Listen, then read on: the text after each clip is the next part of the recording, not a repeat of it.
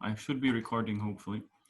I'll show ELMO and BERT, and the most interesting thing for us today will be actually MBERT, which stands for Multilingual BERT, and it's actually one of the most useful things to use when you want to do some multilingual or cross-lingual processing today or nowadays. So we'll spend quite some time with some properties of multilingual BERT and how to use it. And then the practicals will also be focused on multilingual BERT. So that's the plan. And let's get going. So we've seen static embeddings before. We've seen word2vec. We've seen how it works. We've seen what you can do with it. Both good and bad thing about static embeddings is, well, that they are static, so they are type level. Yeah, somehow I can. Yeah, I want to have what?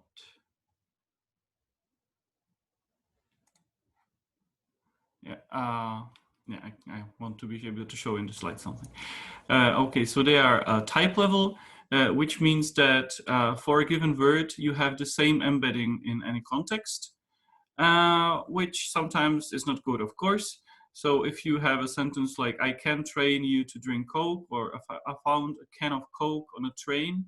So can and train are kind of completely different words here, but they just happen to be written the same way. So if you use static embeddings, then you have the same representation for the word in both of these two sentences, which you might not want, of course. Sorry, Rudolf? Yes?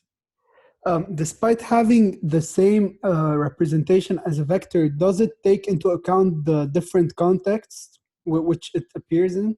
So the static embeddings, no. You just have a dictionary of embeddings. And so if you want to get the vector for the word can, you just take the static vector from this dictionary. So yeah, it doesn't take the context into account, yeah?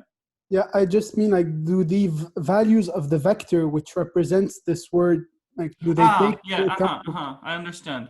Yeah, yeah, that's a great question. And actually, it's possible we've seen such cases in the previous class when we looked at the projector at the word cloud where the words are projected. So, for example, if you have, if you look at, well, maybe I could show it. Well, it would take too much time, so maybe later. But for example, if you look at the words for months, January, February, April, and so on, and you look how they are distributed in the vector space. So usually you would have a lot of the months distributed at one place, and then 1 month will be often at a completely different place. So if you look for the month May, especially if the embeddings are lowercase, so then usually this one will be completely elsewhere than the other months, because it's either a month or the modal verb. And then again, if you look at the modal verbs, so you would have to look like can, must, will. Again, they will be at some other place. And then again, this word will be somewhere else. So the embedding of May will be kind of a compromise between these two meanings it can have. So it will be joined neither with these nor with these, but it will kind of try to encode both. So yes, so to some extent, the embedding captures the fact that the word can have multiple meanings. Of course, this works if the meanings are both kind of frequent, which would work for May. For train, yeah, there are several meanings which are used frequently. For can, the meaning a can of Coke is fine, but it's much less frequent than the modal meaning of I can train. So it means that can will be somewhere near the other verbs, and this meaning of being a can of Coke will actually be suppressed. So it's based on how frequent these things are in data. So yes, so even if you use the static embeddings, so both of the meanings are pretty frequent, then both of the meanings are encoded, but still it might be not perfect, and you still don't know which of the meanings kind of to extract in which case. So that's a problem in many cases. And there are some methods how to just make how to just I don't know disambiguate static embeddings and so on. It's just mainly not used today. So they're still useful. They're fast to compute. They can be easily mapped using something like VecMap. So these are good things. And you still use them as inputs to neural networks, even if you compute the contextual embeddings. So there are static embeddings on the input usually. But yeah, they have their limitations. So let's see what we can do about that. And the good thing is that there are also contextual embeddings, which are not type level, but token level. So for each sentence, you will get a different embedding for the same word. So if I have, I can train you to drink Coke, and I found a can of Coke on a train. So if I could compute contextual embeddings, then they will be different for the words. Basically, you never get the same contextual embedding for a word unless the sentence is completely the same. So even if I can train you to drink Coke and I can train you to drink coffee. So the representations of can and train in these two sentences would be similar, but slightly different. So they encode a lot of things. So they still encode the information about the word itself. So this is not lost, but it turned out that they tend to encode the disambiguated word sense. So if I have the word may, so it will actually, I can actually reuse the same picture, because in some sentences, the meaning will be the month. So it will have a representation similar to other months at different places in this cloud. And in other sentences, it will be the modal meaning. So it will be kind of split. So it will never appear here. It will either appear here or here somewhere. What you also can learn from contextual embeddings is, well, the context. So you can find actually information about the neighboring words. So if I have a sentence like, I can train you to drink Coke, so somewhere in the representation of train, there will be information about the next word being you, which can be extracted with some precision. And it also can encode some global context, some sentence level information. So for example, there might be information whether there is a full stop at the end of the sentence, or whether there is a question mark in all of the words in the sentence, if this is something important for the encoder. And an interesting thing which comes with contextual embeddings is that suddenly you can use them for part of speech tagging easily, because okay, in Czech it wouldn't matter so much, but in languages like English, where the same word can have different parts of speech easily in different contexts, then you really need the context of the sentence to determine the part of speech. Like even in Czech you need it, but in English you need it very crucially. And so a classical part of speech tagger would just look at the whole sentence or look at least at the context of the word to predict a part of speech. But if you have contextual embeddings, you can just use only the embedding of the single word to predict the part of speech, which is good. So, so that was some introduction to the conceptual differences. And now let's see where we actually get these contextual embeddings.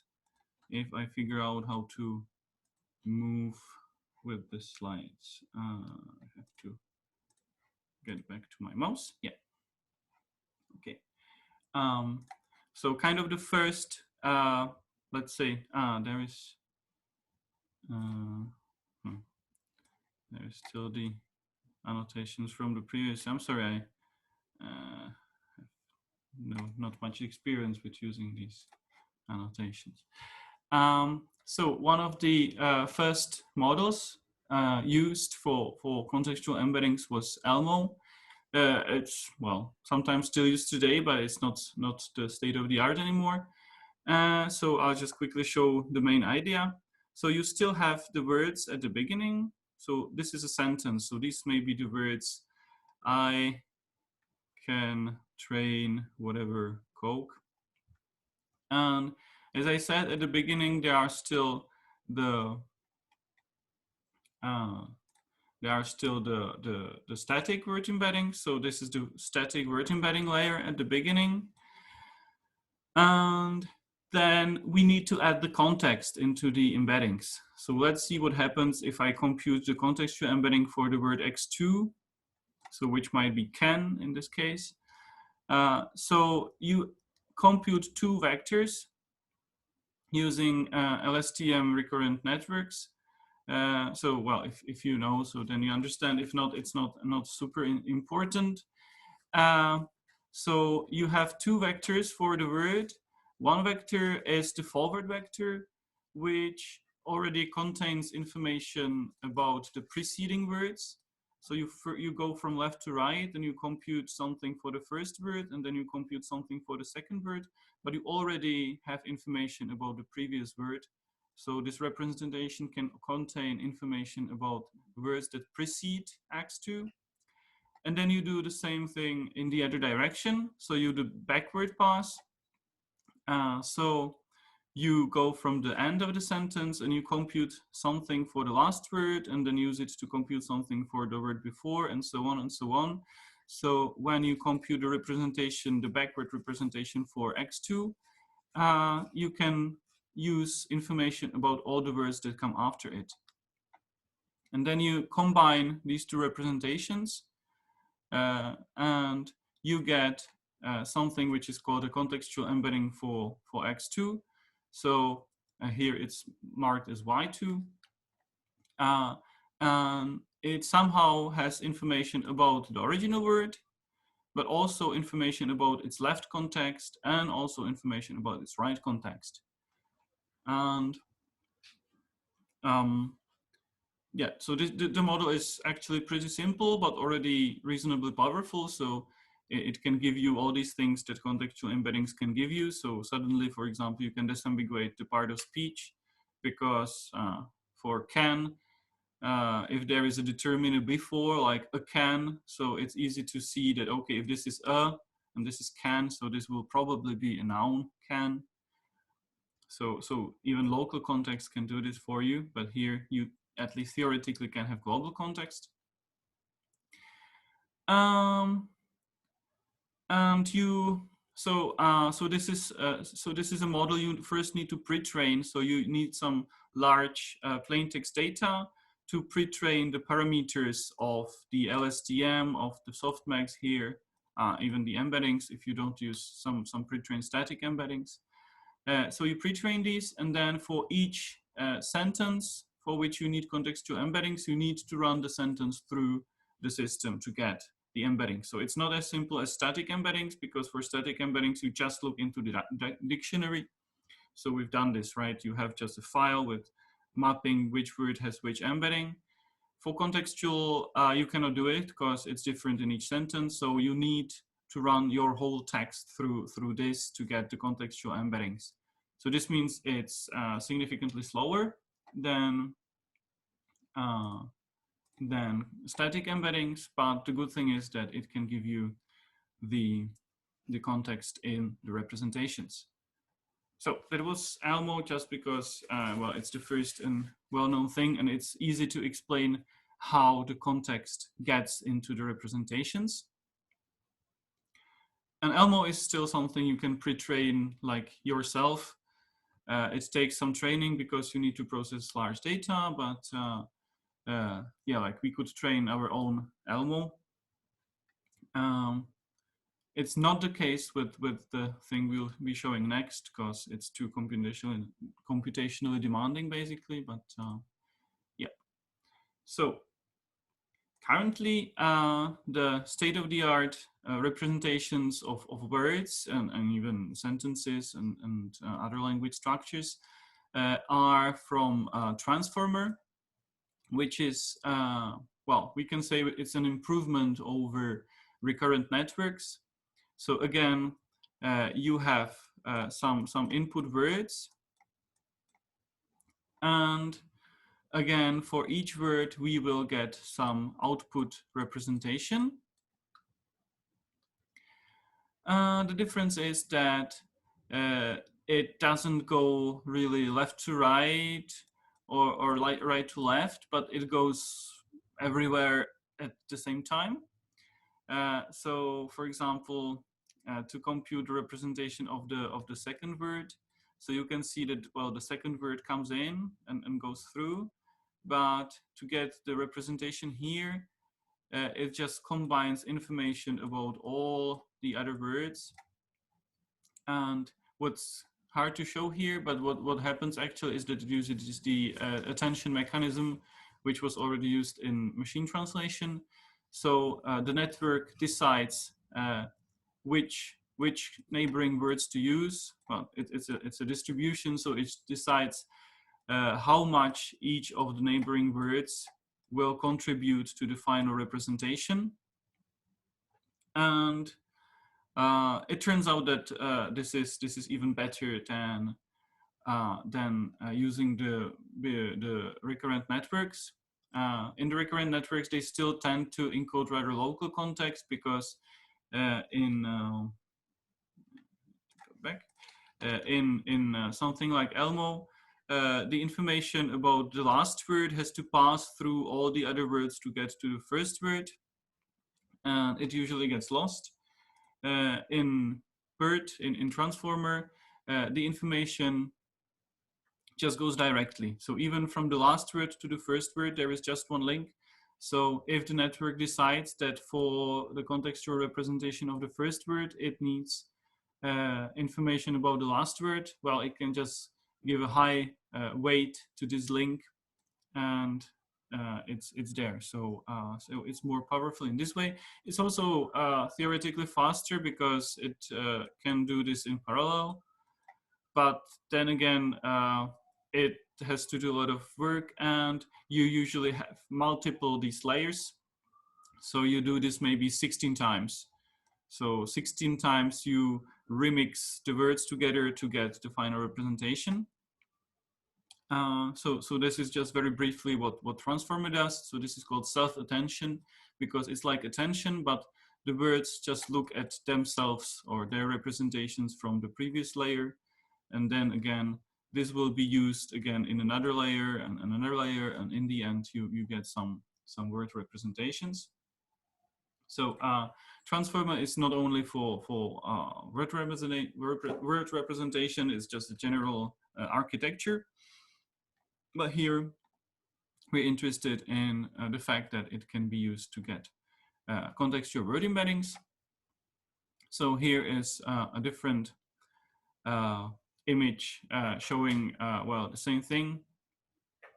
And it still doesn't show everything, but you can now see that there is the individual words from the input, and then these go, well, you can't see the embedding layer, so you get the static embeddings for the words, and then they go through one of these attentions going all directions, and you get the first layer of some hidden representations. And then again and again and again, there can be maybe 16 layers until you get the last layer where you have the representations for the words.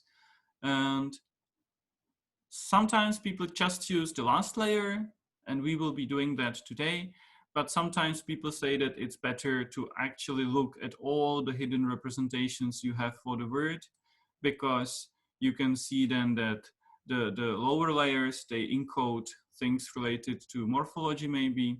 The higher layers, they probably encode also things related to syntax and then even semantics. So they can do kind of morphological disambiguation, syntactic disambiguation, semantic disambiguation, and whatever. You can see that there is also some special token, CLS, called at this place, and you get so this is a technical token, and this is sometimes used as a sentence representation token. So if you want to decide something about the whole sentence, you might use the representation of this token. Sometimes it works fine, sometimes not. So often it's actually better to just take all the words that you have and just take an average. So this is called mean pooling in neural networks, but it basically means that you average representations of all the words to get a representation of the sentence. Now you can also try to use just this one token. One thing that is also missing in the image is that it actually doesn't give you representations for words typically, but it splits them into some smaller parts. So they are just called subwords in general, and in BERT, they're called word pieces specifically. So actually, and this is a problem we will be facing today, if you want to get the contextual embedding for the word sesame, so it's very likely that it will not be there as a complete word, but it will be split into two parts. So you will get two representations, and then you have to combine them somehow. Usually people just average them together. So that's what we'll do as well. Now, BERT is very interesting. So if you're interested in more, you're free to try to learn more. One interesting thing is how it's trained. So ELMO is just a language model, so it's basically trained to predict the next word. In Transformer, there is basically no going left or going right because it does everything at once. So what it does is it actually does a masked prediction. So how you train it is that, for example, you remove the word character and you just replace it by a mask. So it's just a special token saying, yeah, this token is hidden. And the network is trained to actually here to produce the missing word. So you train it again like a language model, but the language model that doesn't predict the next word, but basically any missing word in the sentence. And again, you need large texts to train it. And it's already a large network. It's much more complex than ELMO. So training your own BERT model is something very computationally demanding. So people actually don't usually do it. So if you're Google or Facebook and you have huge computational clusters, so it's not a big problem to train such things. If you are Charles University, so your cluster is reasonable, but still not as powerful as you would like it to be to train these large models. So usually people just use pre-trained models, which can be actually downloaded from the web. So that's pretty nice. And for MBERT specific, for BERT specifically, one of the models that you can download pre-trained is called MBERT or Multilingual BERT. And this has been trained on 104 languages, where they just, concatenated text data for 104 languages, mostly Wikipedia, but also other web data, and trained one model.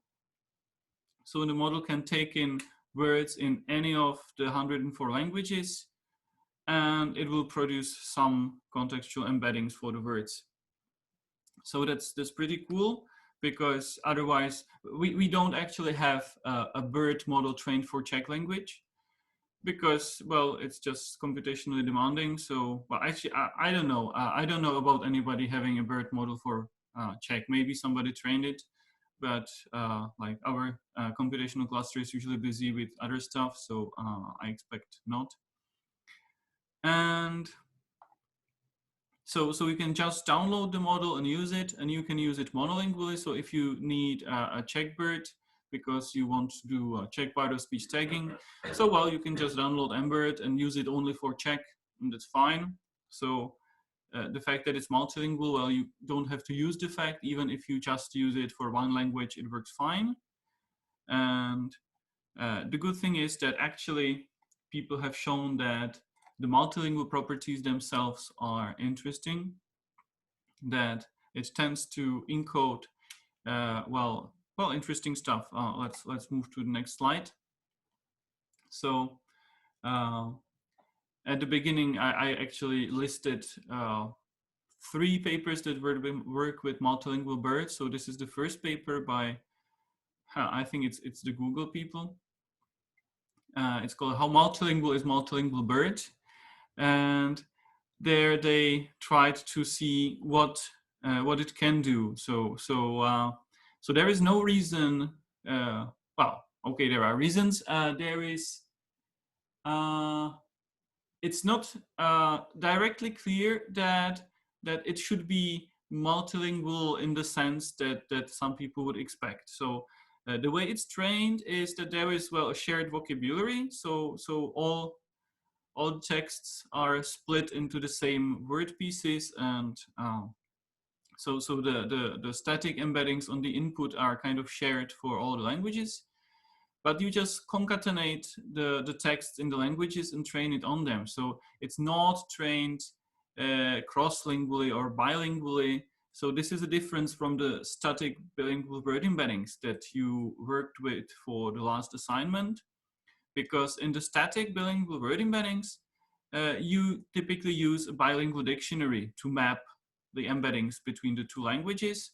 Or even if you don't have a bilingual dictionary, then you still take the 2 embedding spaces and you try to find the mapping anyway.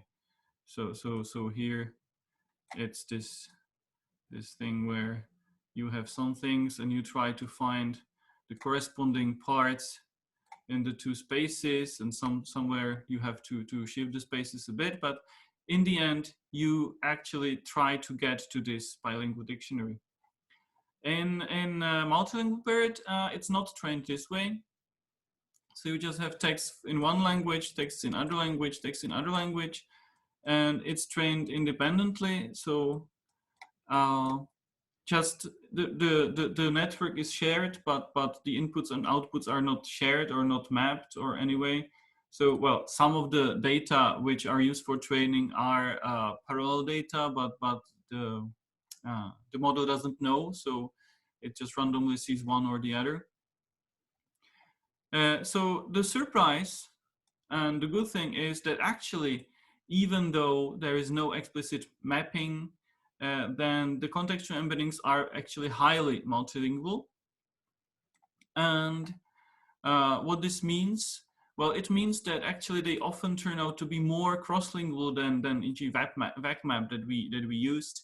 So if you use VACMAP, so you take static embeddings, you map them directly, and then if you use them for some cross-lingual part of speech tagging or cross-lingual parsing, so they're cross-lingual to some extent. And many of you have seen to what extent that, okay, it works somehow, maybe not great. So if you actually use MBERT, which is not explicitly trained to be bilingual, it just happens to be multilingual because you mix the training data. So it usually works better than VACMAP or other static bilingual embeddings. So what this means is, well, what you would probably expect it to mean. So it means that similar words have similar vectors across languages. So if you have the word for dog in different languages, so dog, bass, hund, chien, whatever. So the contextual vectors that you get for these corresponding words will be similar across languages. So of course, as I've shown at the beginning, so contextual embeddings don't encode only the meaning of the word, they also encode the context, they also encode information about the sentence. So that's fine. But if the meaning is really dog as the animal, so then all the representations will be in a similar region. And for a dog in another language, they will also be in the similar region. So you can, for example, use MBERT quite well for word alignment, that you just take parallel data, a sentence into languages, you compute the contextual word embeddings for, well, the Czech sentence and the English sentence, and you say, okay, let's say that the vectors that are most similar in Czech and in English are aligned.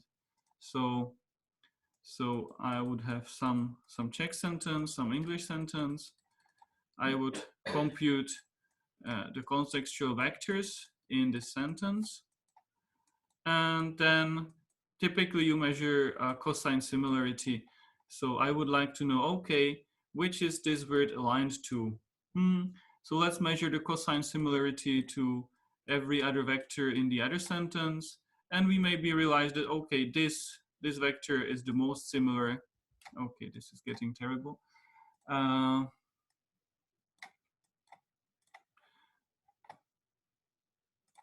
So we maybe you realize that actually this vector and this vector is very similar, even though this may be the word dog, this may be the word hund.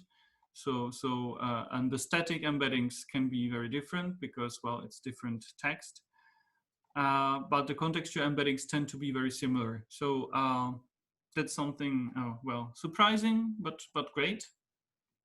So this means that, well, the experiments we did with word alignment, we might get even better results if we just use multilingual BERT. You can try if you want to. And so that's for word meanings, but it's more general. So similar words, it's not only word meanings, it's maybe part of speech, for example.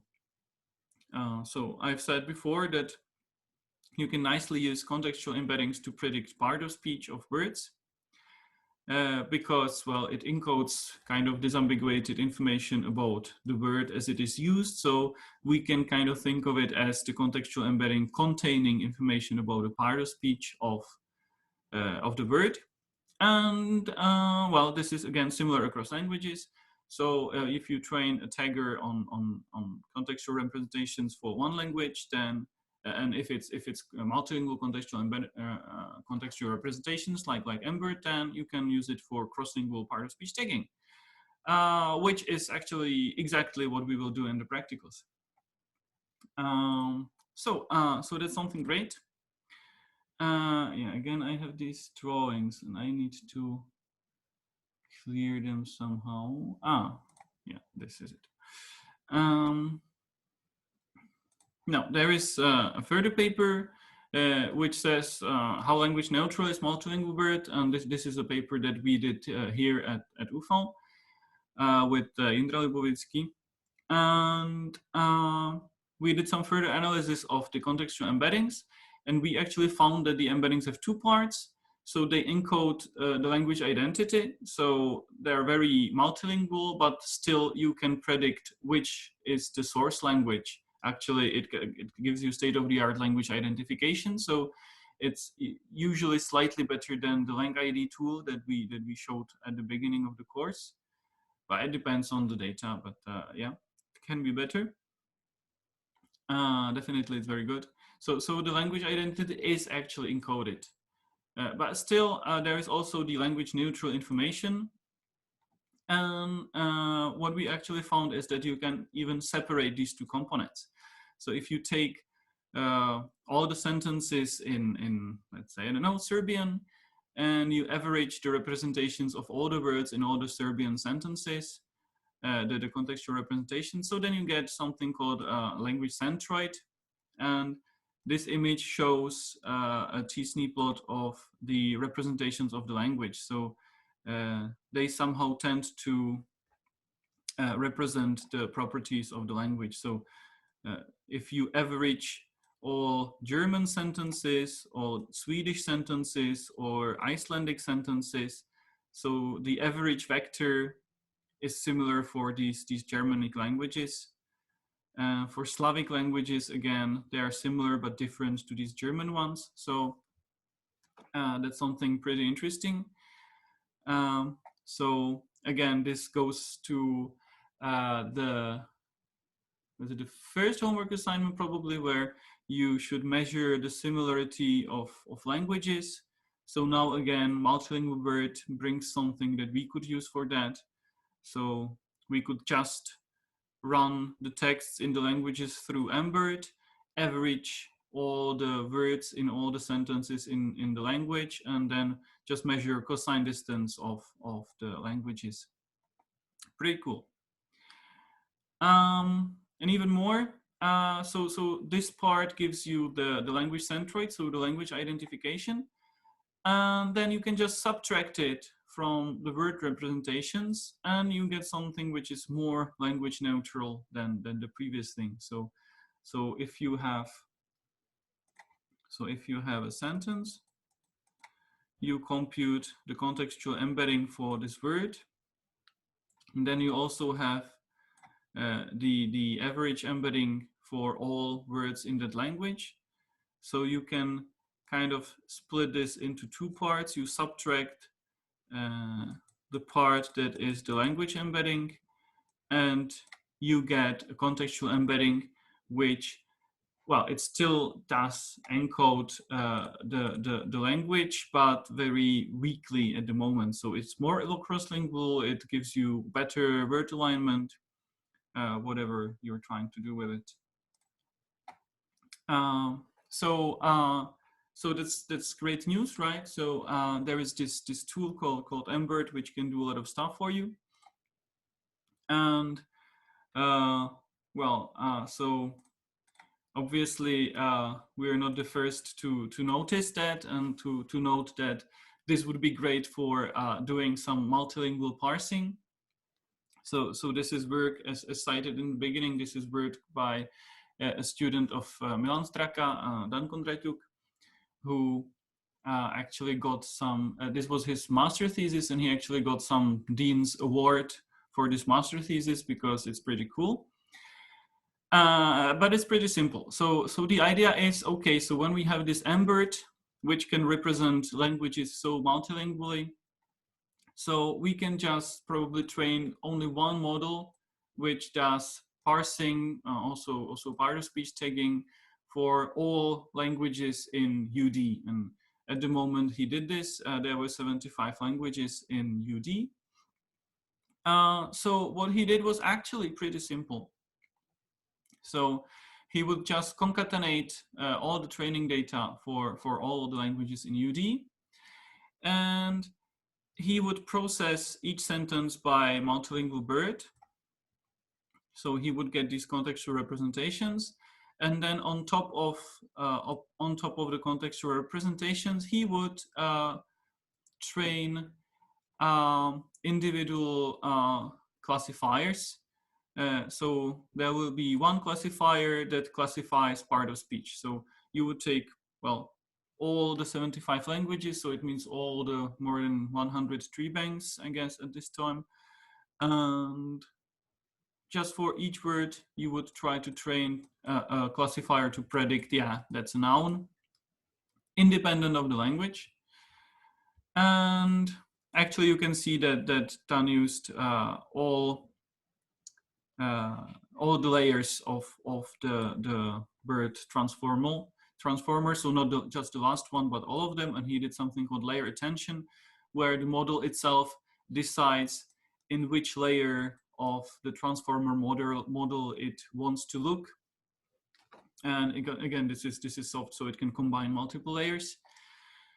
Because, as I said, like things like part of speech, you can usually best predict from the first layers. Things like dependency relations, well, you can usually predict better from the further layers. And so you just predict things like, okay, which is the head, what is the relation, but also the lemmas and so on. And you can see that for the relation, it uses also the information about the head already. And that's mostly all. So you just load everything in. You compute the contextual representations using MBERT, And then you just train individual classifiers for basically each of the columns in the convolu format. So that's super simple. Well, optionally, you can even make it better by so-called fine-tuning of the MBERT, which means that while doing these predictions, you don't update only the classifier here, but you can also update the MBERT model. This is much slower, but it can give you better results. But it's not necessary. Even without fine-tuning, it works fine. And the thing is that it has actually great results. So even though you have just one model, which doesn't know, well, if you just put in a language in Czech, so it doesn't really know that this is Czech, so it just uses the same parsing model for Czech and for English. Although you know that syntax of Czech and English is different, there is just one model. But still, because the representations encode information about the language, but also the cross-lingual information, then this works fine for all the languages. So even languages with large data, this works fine. But importantly, it works, well, perfectly, or not perfectly, but very well for languages with low or no resources. So languages which just have small training data in UD, then the model can use information about other languages. So it needs to learn the specifics of that language from the training data for that language, but then it probably maps it somehow to similar languages, and it has some general knowledge about syntax from the other languages. And in UD, well, some of the general knowledge is like, yeah, nouns attached to verbs. Verbs usually don't attach to nouns. So this is something you can learn from other languages as well. So you don't need large in-language training data. But as we've seen, the language representation, the representations also kind of capture language similarities. So probably it uses information from similar languages. And yeah, it also works great for like no resource languages. So this is zero-shot approach where you put in a sentence in, well, I don't know which language is missing in UD. Bengali, I don't know if there is Bengali. So let's say there is no Bengali in UD, so it was not trained to process Bengali. Well, still, you just put in text in Bengali, and the model is general enough to produce something which is usually better than what you can produce by other means. Surprisingly, it even works for languages for which even MBERT was not trained, if they are at least a bit similar to some other languages. So I don't know if you imagine that MBERT was trained on Spanish, but not on Portuguese. Well, still Portuguese is sufficiently similar, so it will even work on that. And yeah, so it's crucial that it's multilingual. So we've seen something similar with the lexicalized parsing, actually. With the lexicalized parsing, you can kind of do the same thing.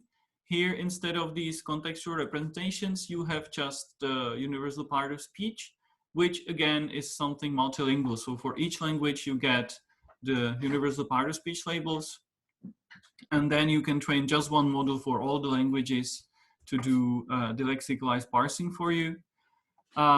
So this was a very similar idea, but we couldn't use information about the words themselves. We just had the part of speech labels.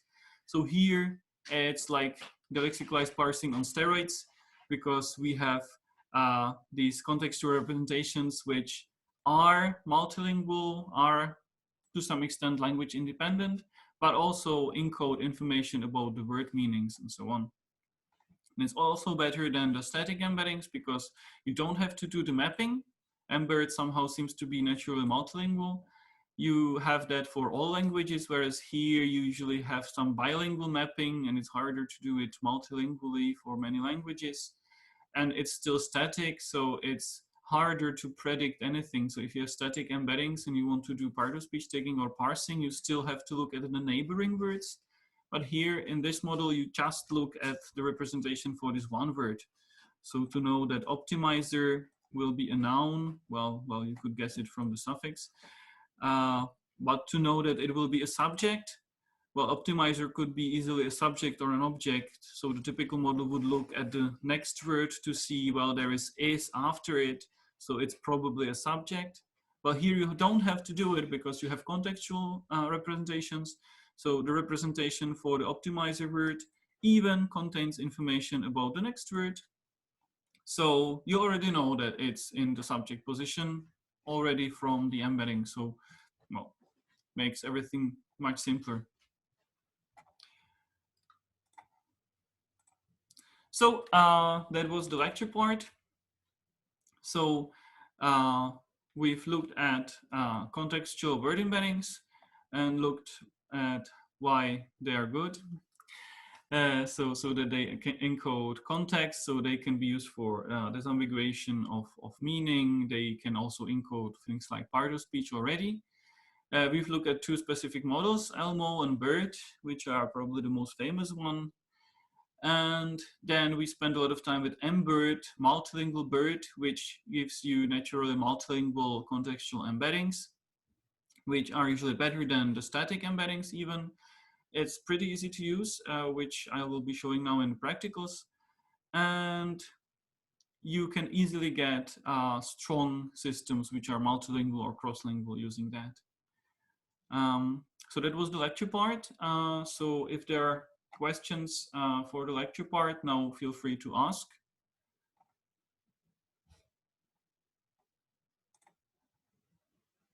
And of course, like, this is all cool. So yeah, I highly recommend just trying to learn more about this. So you can read the papers that I talked about. You can look at the links that are linked with the images. So these are usually some, again, nice explanations what to do. But most importantly, we will try to look at what we can practically really do with MBERT, because thanks to some nice people, it's pretty easy to use. Okay, so I can see no questions. So let's move to the practicals. Okay, so again, I will be showing everything here, and yeah, depending on if it's practical for you, you can just try to copy what I'm doing at the moment, or you can just watch me do it and then try it after the class. Because even as part of homework assignment, of course, you will have to try the things that I will be showing here. So so you can just leave it to after the class, but you can try it immediately, because actually all of it is pretty fast to use. So I have something pre-downloaded, but it doesn't take a lot of time to do. So I just need to open something here. Yes. And okay. So so we'll be working with BERT and MBERT, and it's created by Google, so you can go to the original web page and download it there and so on. But there is some good news. There is a lot of good news today, right?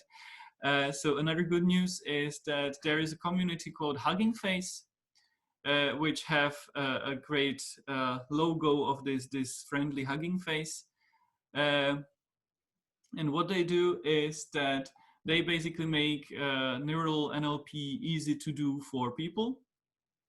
And one of the things they do is that they have this transformers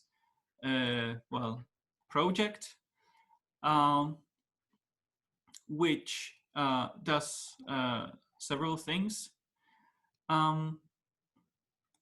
So it's a library which you just install using pip, which I will be showing, and you can just use it to easily work with transformer-based models. So with BERT, which I showed, which I will be working with today, but also GPT-2 or XLM or XLNet. Just all of these fancy models that people use today are part of it. Somewhere there is a list of the architectures which are part of the transformers package. And the library is very nice, so it's very easy to use. So I will just show how to do that, and you will see that it's actually pretty simple. Okay, so there is some setup I had to do, and well, I could try to run it. Well, we do have some time. I could try to run it again, but it's just some installations, so it's not very interesting. So I've already created a virtual environment here. So I will just I can make it a bit bigger. Yeah. So I will just source which one? This one probably. So I will just load my virtual environment. Now you can use the. I will actually maybe split my screen somehow.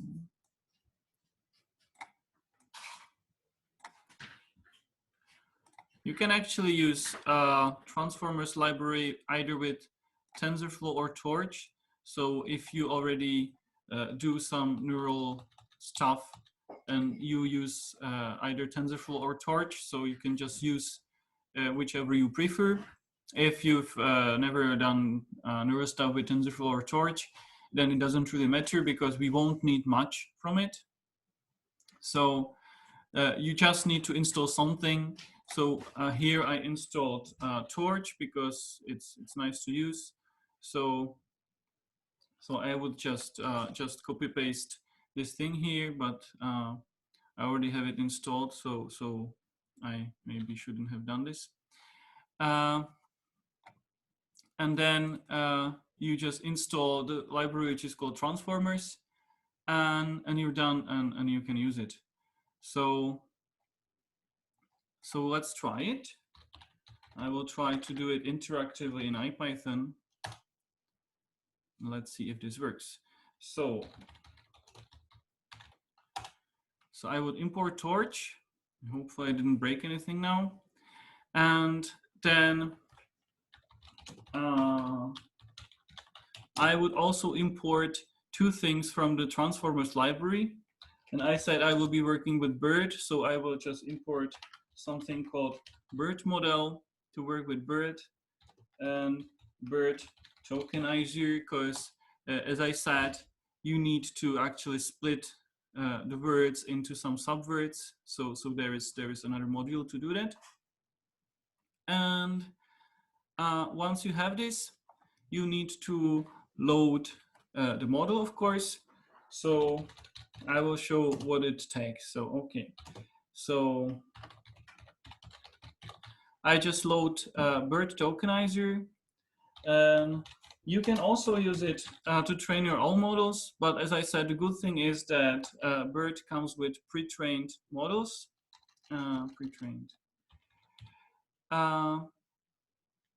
So I can just say that I want to use a pre-trained model. And in this case, I already have downloaded the model, so it's fast. But even if you don't have the model downloaded yet, so I will just call it BERT cased. It's another option which is case sensitive. And it just downloads the model if you don't have it and stores it on your computer. So next time you use it, you don't have to download it anymore. I'll use the uncased variant, why not? And the same for, well, the BERT model itself.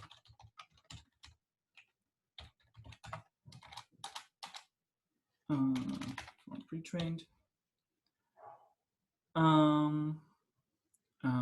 Yeah, and it's basically used the same way. So there are multiple options of the models which you can use.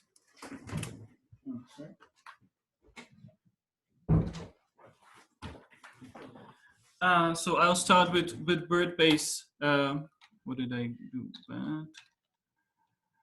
Yeah, I'll start with. Sorry. I'll start with the BERT model, which is the monolingual model. So it means it's English. But if you just put in multilingual in the name, so it will get the multilingual model, so the MBERT. And now let's see how we use it. So now we have it loaded, and we can take a sentence.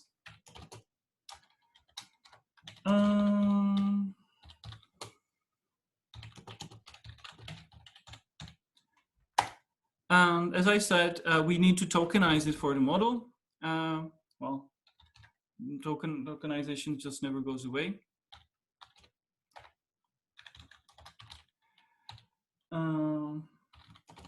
So we will use the tokenizer to so-called encode the sentence. So what we get is some kind of IDs. You can see that there are more IDs than there were words. So it's probably doing something, somehow splitting the words, but we just see the IDs.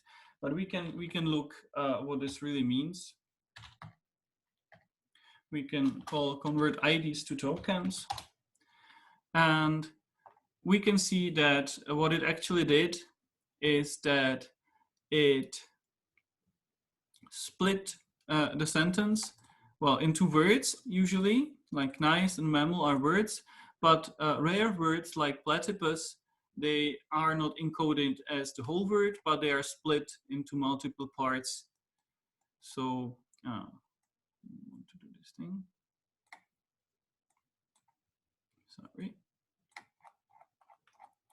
Yeah, so you can see that the word platypus is actually split in 4 parts. You also can see that there are some special tokens, CLS, which I showed in the slide. So this is kind of the representation of the sentence, but on the input layer, this is just a token as any other token. So you could type CLS into the sentence and it would work as the CLS token. So don't do it. And then there is the SAP token at the end because, well, that's some specific properties of BERT, but we can just take it as meaning the beginning and the end of the sequence. Okay, so so that's still not much fun. So we have the token IDs now. We need to convert it to a tensor. So we'll use Torch for that. Well, it sounds fun. We just do this thing. So this just wraps the IDs into a tensor representation for Torch. Well, tensor is just a fancy way of saying a vector or vectors or vectors in general way. But inside, well, it's still the sequence of the IDs. And now this tensor representation is now something we can give to the model already. And if you recall, we have the model stored in the variable model.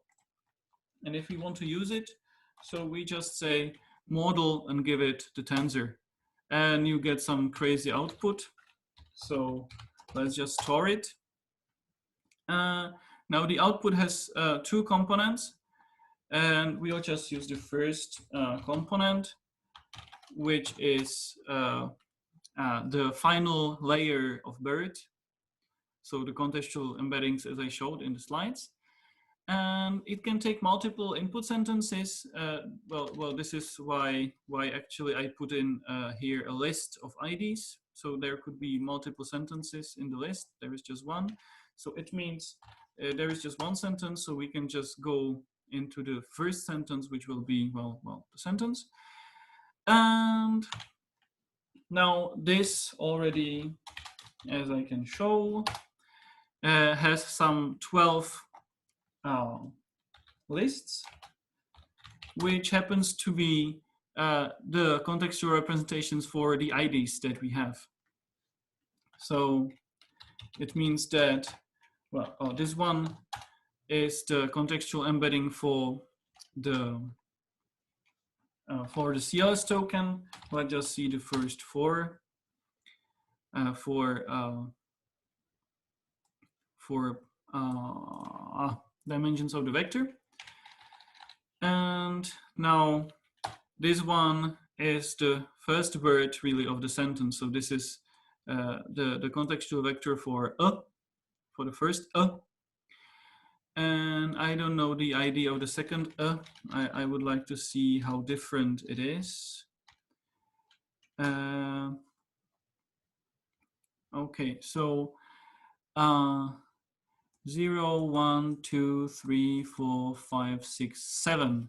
So the seventh token should be the other So it was, what was it? 1 and 7. And yeah, we can see that it actually looks very different. So, well, just part of it is the information that this is a lot of it is basically just the grammatical information about the context, probably. Yeah, so that's it. So this is a way how to get the, what is it, to the contextual embeddings for words. So it wasn't very difficult. So we just had to install Torch and transformers. Then you import, well, the model you want to use. So BERT, if you want to use BERT, and you load the model. And we could want also to see the multilingual model. So let's try BERT-based multilingual. It's this broken line. Well, it's larger, it's trained for 104 languages. And I would also have to load the tokenizer for these things. So BERT-based multilingual. And I could do the same thing now, right? So I have the sentence. Now, if I tokenize the sentence, so it might happen that it will be split into even more parts. And well, surprisingly, it's less parts, but it's a different tokenizer, right? Because it's a different model. And if I now computed the representations using this other model, so well, they would be different, but it's still some meaningless numbers. So they're just different. What we should see now with the multilingual model is that they could be similar to in other languages. So let's try it with the dog. I don't know. I like my dog. So we'll try English and Czech.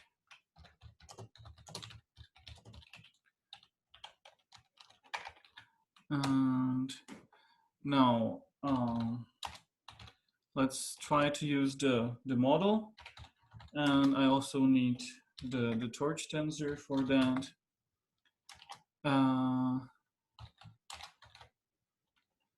So I will, well, I can actually just put both of the sentences there, right? Because it can take multiple sentences. So I will just get the outputs for English and for Czech at once from the model.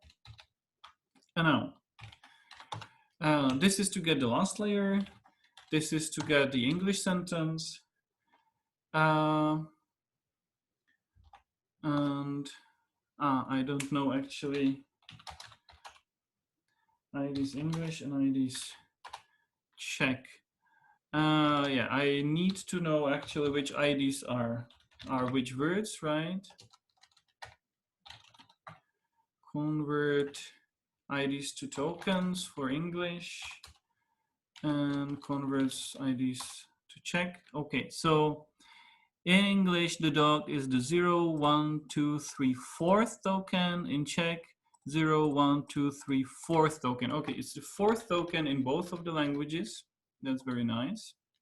So for English, we can get the fourth token. It's something huge. And let's look at the first four dimensions. And now this should be the Czech representation for dog. And well, again, hard to say whether this is similar enough. But if you look at some other word, then this is probably more different. So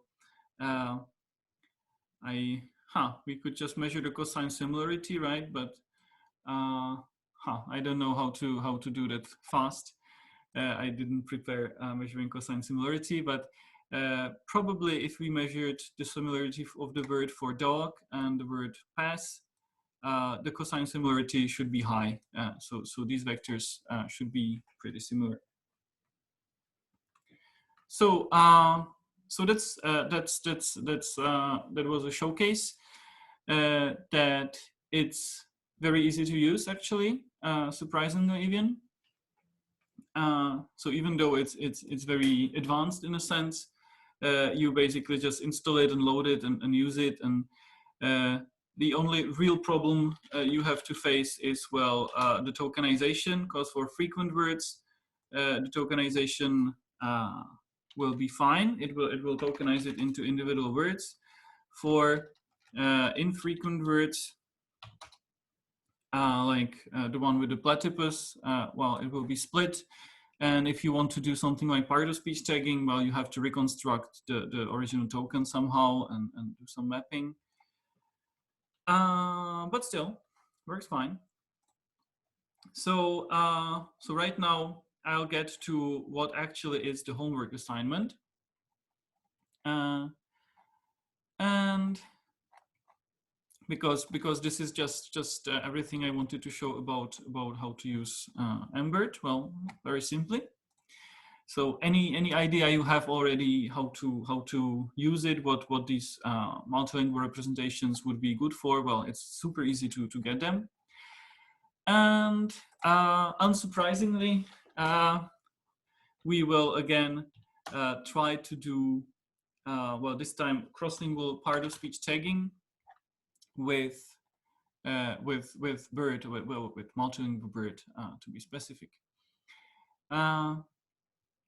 So the idea is that we take some tree banks for some languages, and we try to train a tagger on one of the languages and then apply it to the other language and see, well, if this works. So I've already prepared the scripts for you, but they just work in a very basic way. So basically, the homework is to improve what I did and what I will be showing here now. So I will be working with the POD tree banks. We already worked with POD tree banks before. It's not super good idea because these are already parallel. So I might be cheating a bit because I'm applying it to kind of the same sentences in two languages, but whatever, just please use some other data. It was just that they were easily accessible. And now there is the first script which is prepared to you. It's called convolute vectors. And you can just download the script, and already I have the script downloaded here. And what it does is that when you run it, you say which model it should use, which BERT model it should use. You push in the convolute file, and you get some file with the contextual vectors. So so what it does is basically what I've been showing now here. So it loads the tokenizer and the model based on the model which you specify. And then, okay, it goes over the input. And when it finds a standard token, it just appends the form of the token and the part of speech of the token to a list. And once you get to the end of sentence, So it joins the tokens by spaces, and it runs the BERT tokenizer to get the token IDs. It converts it to the torch sensor. So this is what I've been showing right now. It takes the output from the model. So just the last layer, and just, well, the first sentence, because we only put in one, and then it runs this function, which is actually the well, the bad part of it. And now I'm thinking I have a better, I have a newer version of this script actually. Let me just download it. So the one linked from the website is actually a better version.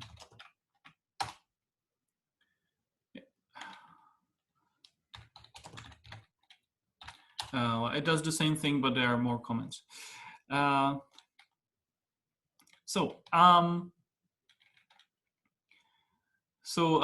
This is the thing that is stupid, and in your script you should improve it.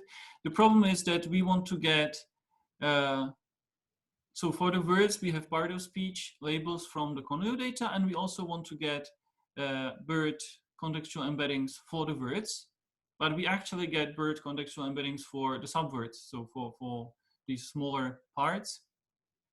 And here I just try to map it together. So I just go over the tokens. I use the convert IDs to tokens, which I showed. Yeah, I skip the first and last token. And then as long as there is a token which starts with this hash, which means it's just a continuation of a previous token, I just combine it together. And this is just summing up the representations because I want to take an average. And here I average the embeddings, and I join the token together, which is nice, but it sometimes doesn't work. For example, if there is some apostrophes or something which is tokenized differently by UD and by BERT. So this is why when applying it, I just check whether after doing the combination, I have embeddings for the same number of tokens as I have tokens from UD. And sometimes it just doesn't match. So I just skip such a sentence. And also I ignore the fact that maybe the numbers match, but the tokenization is different. And I just write out the tag and the embedding that seems to belong to the same word. So this means that well, this might not be the perfect way to go. And when I run it, so actually it works pretty fast. So I can just run it. Well, let's run it on some small part of the data. I have the English PUD tree bank here. So let's take the first two sentences, so up until the line 60. And let's run this script. And the default is to use the English model. I'll just save it somewhere. And well, it takes some time, but it just loads the model and runs it. And in the first two sentences, there is no problematic case. So we just get the out file where there is the part of speech label for the word, and then the contextual representation of the word as some 700 numbers or something. So then there's the second word and so on. Yeah, if I run it on some larger data, we will probably already see some problems with the tokenization. I will just try. Yeah, so already in the first 200 tokens, I got 3 sentences where the tokenization does not really match. So the new spendings feel about Clinton's large bank account. So here, apparently UD uses 12 tokens, but BERT splits it into 13 tokens. So, and we can see that actually the problem here and here is the same with these apostrophes S. So in your homework, you should ideally do something a bit more clever than I'm doing. And here it's some other problem. But in general, I skip something like 10% of sentences because I cannot map them, which is bad, but it's not terrible. Okay. Now, yeah, and again, I will download these two scripts.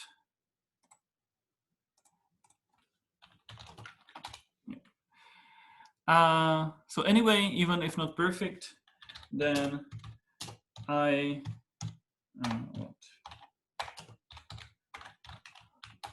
I'm getting some vectors for the words.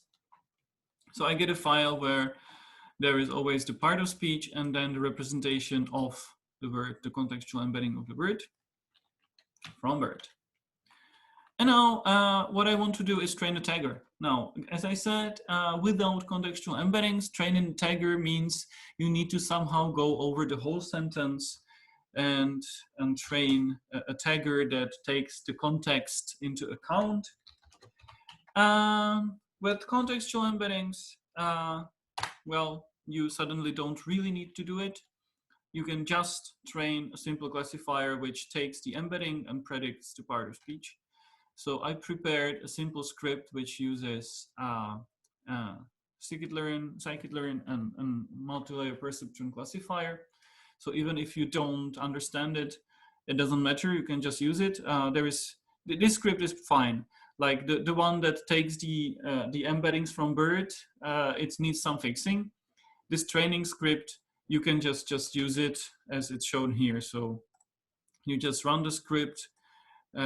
You say what the model should be called once it's trained, and you put in the data that you got. So that's easy to run. So I'll first maybe show that really it's that easy. So let's call it some small model, which I will be doing because I will just push in this small data I just generated. And it runs some training. And it tells you that it iterated 85 times over the data. And on the training data, it has a score of, well, 100%. And it's split off some small test data, and on it, it's some 60%. Well, that's bad. That's bad. So if I just use some larger data that I already got. So this is the whole PUD converted to the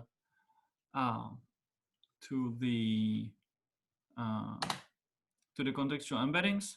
So if I run the larger model, so well, it will be a bit slower, but it should still work. Yeah, so now it's training. So on the whole PUD tree bank, so it will take more time, but once it finishes, it should have some reasonable accuracy. And if I look into the training script, so it's not huge. So it reads in the training data. That's nothing fancy. It splits the data into a training data and test data. It trains the classifier. It just uses the default parameters. It trains the classifier on the training data using the part of speech labels. And then it evaluates it on the training data and the test data and prints the scores. So this is what's it printing now. Okay, so it already finished the training, so you can see it's really fast. And on the training data, you have 100%. On the test data, you have 93%. So now you have a pretty good tagger, actually. Just like that. And it saves the model into this file. So I now got some crazy file called larger model, which is just the data of the model trained. Now I have this model, so I can use this other script, eval MLP. It's very actually similar to the training script, but it's to run the model on some other data. So again, it reads in the data in the same format, so part of speech and embeddings, and it loads the model from the file, and it measures the score of the model on the data. So this means that I now have this larger model trained on English PUD, and I can just evaluate this model. Well, if I evaluate it on the PUD data, then this will work pretty fine, right? Because this is the training data for the model. So yeah, that works fine. I also have the Czech PUD converted using English BERT model, which is not a good idea because it's not designed to be used for Czech. But anyway, well, it's vectors, so we can run it, but you have a tagger with 20% accuracy, which is not great. So obviously, what we want to actually do is to use the multilingual BERT. So I want to, so if I want to get the vectors, so again, I could take a small part of the English data, but now I could use the multilingual BERT to get the vectors. Oh, no, stupid. Okay, I don't want to type this whole thing. So now I'm taking the first 200 lines from the English file and computing contextual multilingual BERT vectors for it, for the English thing. And now we get some other vectors in a file which I called out. And obviously these are different vectors, like completely different. So if I try to run the tagger on these vectors, so of course it doesn't work because, well, it's different vectors. But the good thing is that we can train the tagger on this. So I think I have the English vectors somewhere here. Yeah. So this is just the result of running MBERT encoding on the whole English PUD. And we can just train the model on that. Train MLP, and let's call it an MBERT model. Now, so this is the same training, and well, obviously I have it trained already, but just to see that it's no rocket science. So it trains the model, and I already prepared so the vectors for English and for Czech, because well, it takes some time to load the whole PUD tree bank into MBERT, but it's not terrible. It takes a minute or two, or I don't know. So I already have the MBERT representations for the words in the English tree bank. I'm training on them right now. I have the representations from the Czech tree bank. And we can see that the model trained, the test score is again 95%, so pretty good tagger actually. And I called the thing MBERT model. So I can now evaluate this model. And let's first use the English PUD data. So this is training data, so it should work fine. But of course, what we're most interested is this thing. So I trained a model on MBERT representations of English words in an English tree bank. Now I'm going to run it on representations of Czech words from the same MBERT model, but it will be tagged by this simple model. So the model which I trained, it didn't really see check before. It just uses these multilingual representations, and hey, you get some 74% accuracy of a part of speech tagger, which is not really bad. As considering how simple it was to get it, that's great. So we didn't have to do any fun with mapping alignments or whatever we did before. And we just got 74% like that. And obviously we could improve it even more. So that's kind of nice magic. So even if you don't have experience with machine learning, with training models, so in Python this is pretty simple. So this classifier, it just takes the embeddings of one word at a time and predicts the part of speech label of that one word. So that's pretty easy. And that's it. So that's basically what you should work on as your homework assignment. So try to do it better. So I did it rather in the most basic way. So I didn't try to solve any problems. I just bypassed any problems. So try to do cross-lingual part of speech tagging with multilingual BERT, and try to run several setups, whichever setups you like, and compare how they work. So you've done a lot of previous homework assignments, so you've seen all the things we can do. So maybe you want to use a fixed target language, maybe some Indian language or something which is hard to process.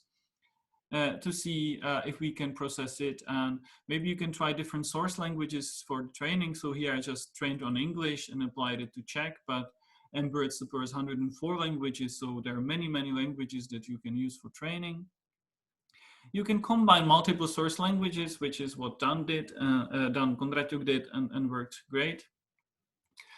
And well, you can figure out which languages to use using your intuition, using your homework assignment, or you could just measure these language centroids as I showed in the slides if you want.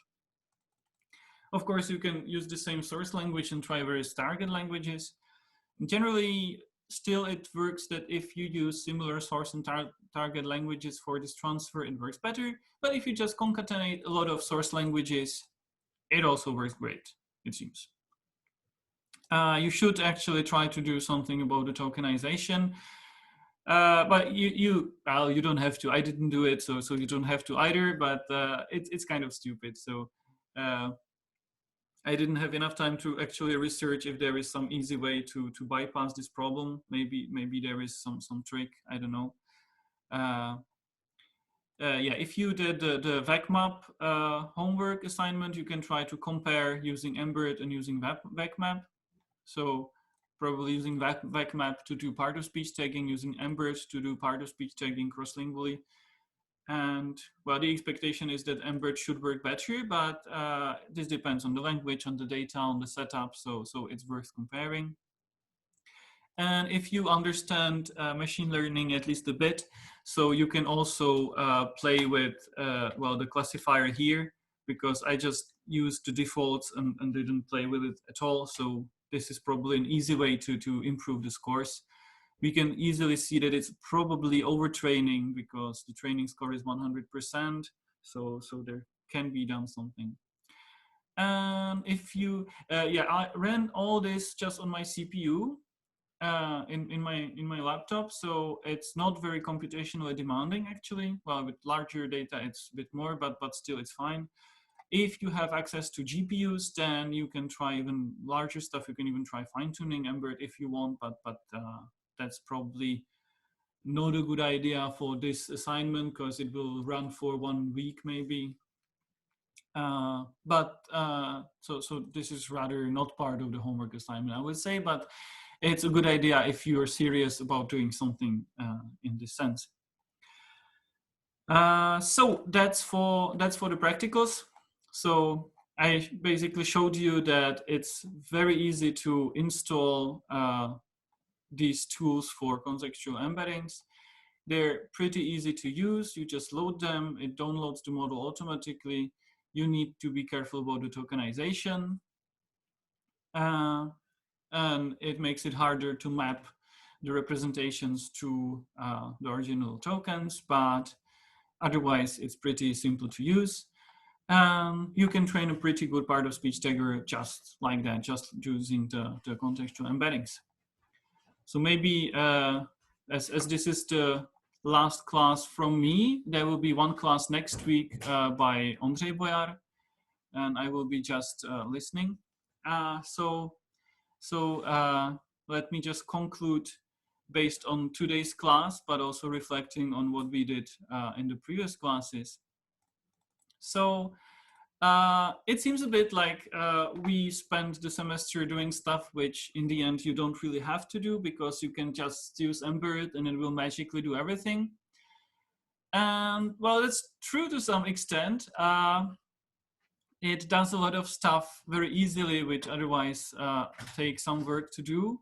And now, because previously you actually had to do this work manually, so you can appreciate how powerful the MBERT really is. So that's cool.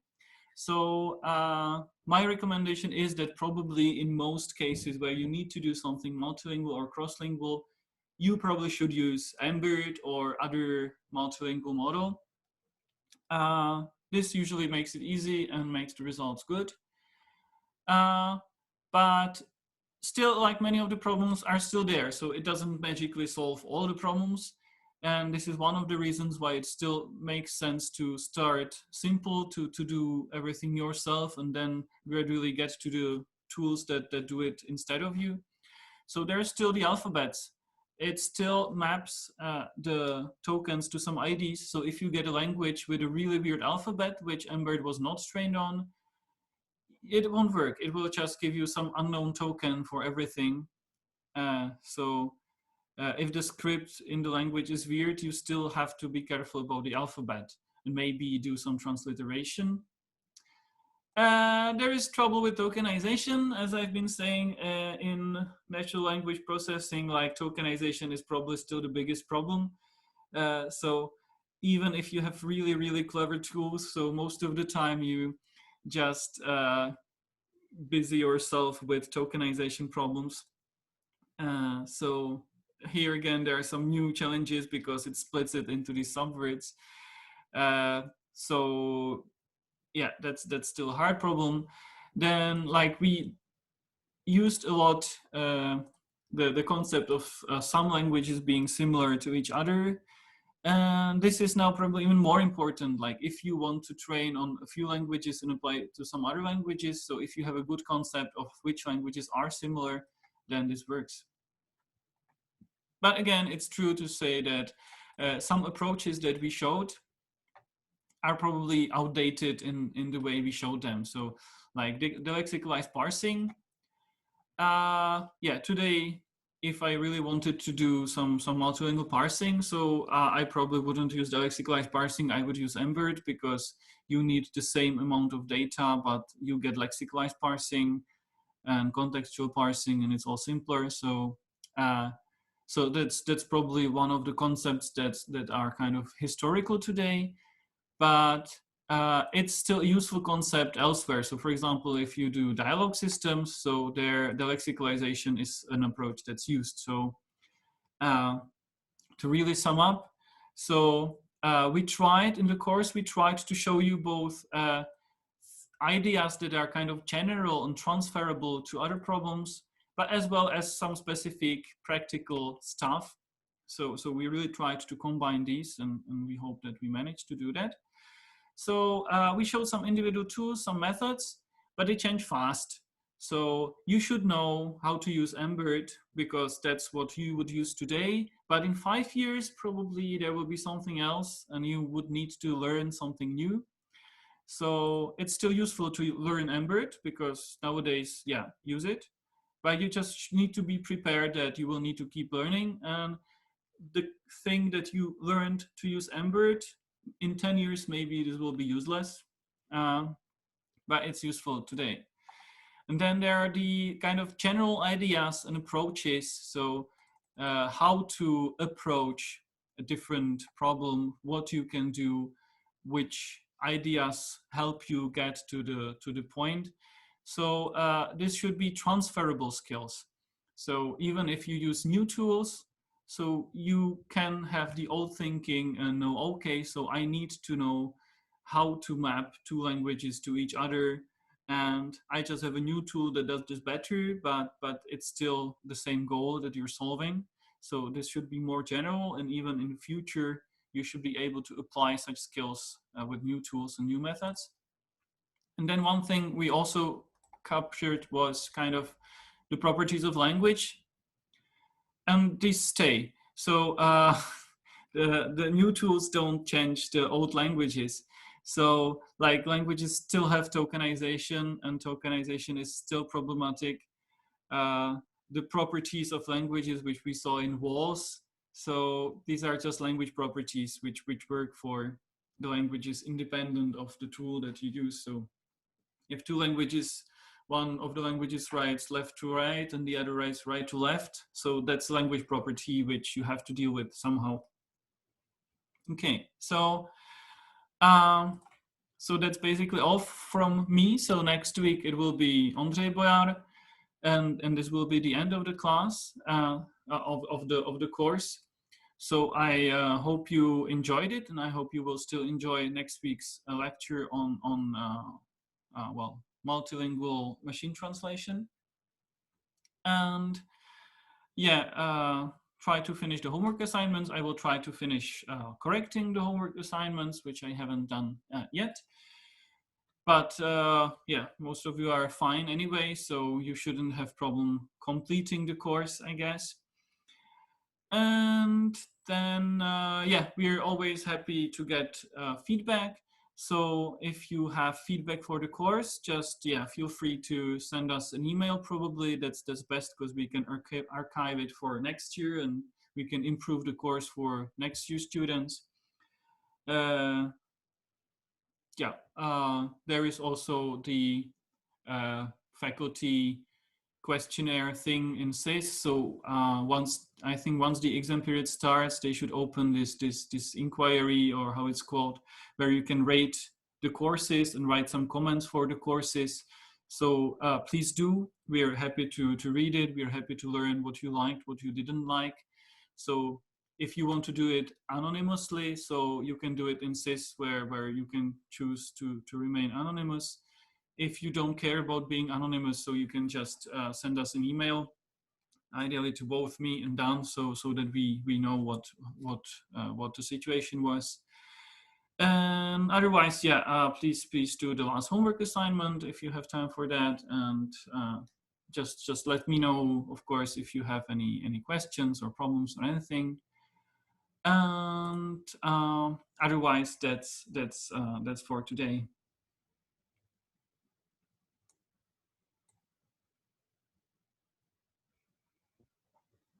Thanks, Rudolf. Thank you. Bye-bye. Thanks, Thank Rudolf. you very much. Bye-bye. Thanks. Bye-bye. Bye-bye. Thank you. Bye.